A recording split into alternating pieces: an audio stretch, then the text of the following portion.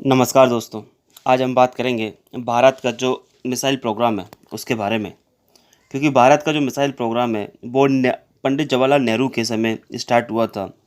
जो पहला मिशन था भारत का मिसाइल प्रोग्राम की ओर, वो एक आत्मनिर्भरता की ओर कदम रखा था भारत ने। 1958 में भारत ने सोचा कि हम खुद का एक मिसाइल प्रोग्राम बनाएंगे और जिसमें कई ऐसी मिसाइल को डेवलप करेंगे जो हमारे वॉरफेयर, जैसे कि उस समय हमारे सबसे बड़ा जो विरोधी था वो था पाकिस्तान, उससे हम युद्ध कर पाएँ। भारत का जो पहला मिसाइल प्रोग्राम था वो 1958 में शुरू हुआ था। साथ में एक और इन्फॉर्मेशन मैं यहाँ पे ऐड कर देता हूँ आपके लिए कि 1958 में ही डीआरडीओ को बनाया गया था। तो इन दोनों की शुरुआत एक साथ की गई थी। तो ऐसे में डीआरडीओ के पास प्रॉपर टेक्नोलॉजी भी नहीं थी और ना ही उसके पास कोई पहले ऐसा एक्सपीरियंस था कि वो इस तरह की कोई भी मिसाइल डेवलप कर पाए। इस प्रोग्राम में जो मुख्य रूप से जो मिसाइल बनाने का जो प्रयास किया गया था वो है आपकी एंटी टैंक गाइडेड मिसाइल, ताकि जो हमारे टैंक हैं उनको सुरक्षित किया जाए और जो दुश्मन के जो टैंक हैं उनको धराशायी कर दिया जाए। इस एंटी टैंक गाइडेड मिसाइल की जो टेक्नोलॉजी है और जो डिज़ाइन है वो सोवियत यूनियन के एक मिसाइल है SA-2 मिसाइल का उपयोग किया गया था। उस मिसाइल की जो इंजीनियरिंग थी या फिर टेक्नोलॉजी थी उसको कॉपी करने का प्रयास किया गया, लेकिन इस समय भारत के पास ऐसी कोई भी रिसर्च और टेक्नोलॉजी मैकेनिज्म नहीं था जो इस प्रोग्राम को आगे बढ़ाया जाए। साथ में भारतीय, यदि मैं आपको बताऊं, साथ में क्या हुआ कि जो इंडियन पॉलिटिशियन है और जो ब्यूरोक्रेट्स हर्डल की वजह से इस प्रोग्राम को बीच में ही रोकना पड़ा। 70 से 1980 के बीच में किस तरह इंडिया को जो टेक्नोलॉजी सेटबैक है वो लगा। 1970 से और 1980 के बीच में, क्योंकि अभी तक क्या है, इंडिया 2 वॉर लड़ चुका था अभी दूसरों से खरीदे गए हथियारों के माध्यम से, एक पाकिस्तान के साथ और दूसरा चाइना के साथ। तो ऐसे में चाइना के साथ जो वॉर हुआ था उसमें इंडिया को 2 फ्रंट वॉर में मुंह की खानी पड़ी थी। इस समय जो इंडिया के जो पॉलिटिशियन हैं उन्होंने एक बार फिर से विचार बनाया कि क्यों ना एक नए प्रोग्राम के साथ मिसाइल को डेवलप किया जाए।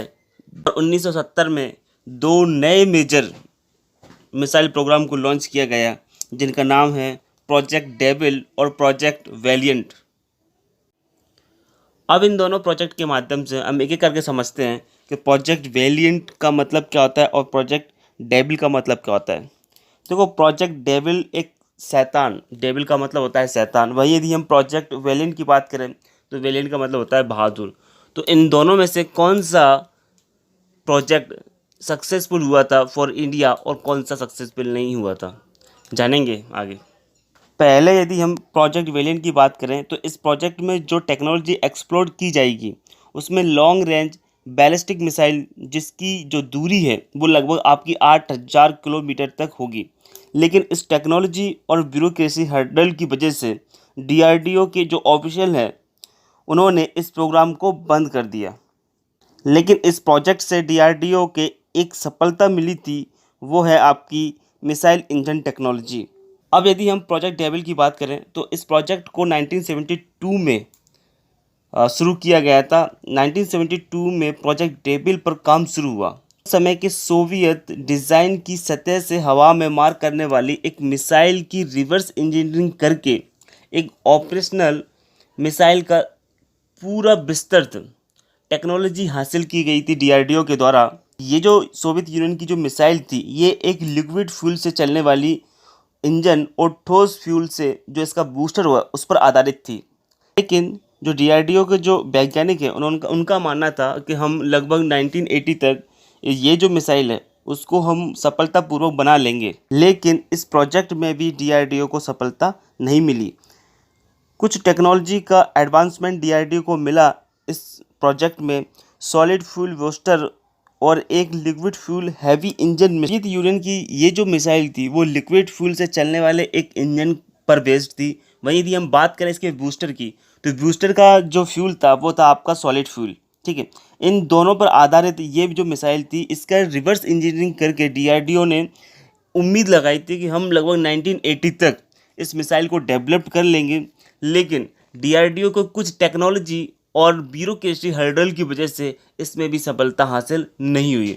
लेकिन इसमें कुछ सफलता जो हासिल हुई थी वो हुई थी डीआरडीओ को एक एडवांसमेंट उनको मिल गया था कि भाई किस तरह हम या फिर उनको एक एक्सपीरियंस मिल गया था कि हम मिसाइल को किस तरह डेवलप कर सकते हैं। प्रोजेक्ट डेविल में जो डीआरडीओ को कुछ एडवांसमेंट टेक्नोलॉजी मिली थी, उस टेक्नोलॉजी का उपयोग पृथ्वी मिसाइल की जो श्रृंखला है उसमें किया गया है, जैसे कि सॉलिड फ्यूल बूस्टर का और जो इंजन होता है लिक्विड फ्यूल इंजन, उन दोनों का उपयोग पृथ्वी मिसाइल जो है उनमें किया गया था। साल 1985 में क्या हुआ, जो मिसाइल प्रोग्राम है उसको फिर से शुरू किया गया, क्योंकि अब तक जो इसरो है वो 20 साल का अनुभव ले चुका था रॉकेट प्रोपल्सन में। तो ऐसे में इसरो की टेक्नोलॉजी प्लस में डीआरडी की टेक्नोलॉजी को मिलाकर एक नया प्रोग्राम स्टार्ट किया गया था जिसका नाम है इंटीग्रेटेड गाइडेड मिसाइल प्रोग्राम।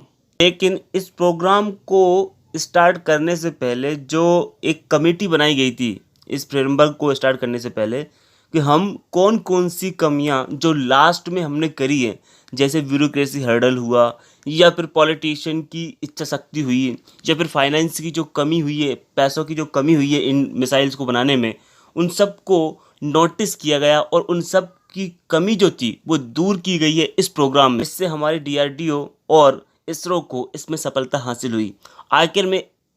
आखिर में डीआरडीओ कई ऐसी मिसाइल का डेवलप किया, चाहे त्रिशूल हो गया, पृथ्वी हो गया, अग्नि हो गया, आकाश हो गया, नाग हो गया।